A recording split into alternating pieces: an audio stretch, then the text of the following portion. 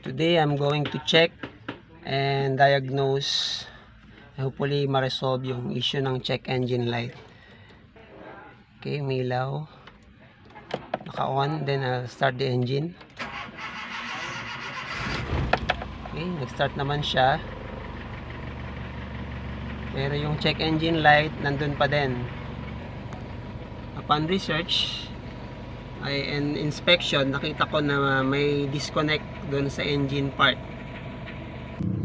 Disconnected na itong part na to. Ayan o, putol na siya, basag na. Sa research ko, I found out na ito yung engine coolant temp sensor, ECT sensor. Okay, binunot ko yung ECT. Ito yung putol na part. So hopefully makabili ako ng kapalit nito. Okay, bumili ako kanina ng bagong ECT switch, ECT sensor. So ito yung luma, ito yung bago. Kakabit ko na ngayon. Okay, pinasakan ko to kanina ng plastic kasi natulo siya. Tsaka baka mabasa yung alternator dito sa ilalim. So kabit na natin to. Ayan, nahigpitan na natin. So ikukuha na lang natin, kakabit na lang natin tong terminal. And hopefully okay na tayo.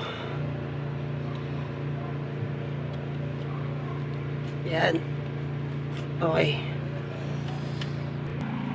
Okay, dito na tayo sa dashboard. So, i-on na natin.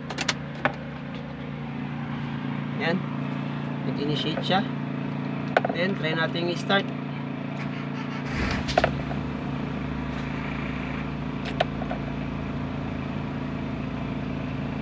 Okay, as you see, hindi na bumalik yung check engine light. So, hopefully, na-solve na natin yung problema nito.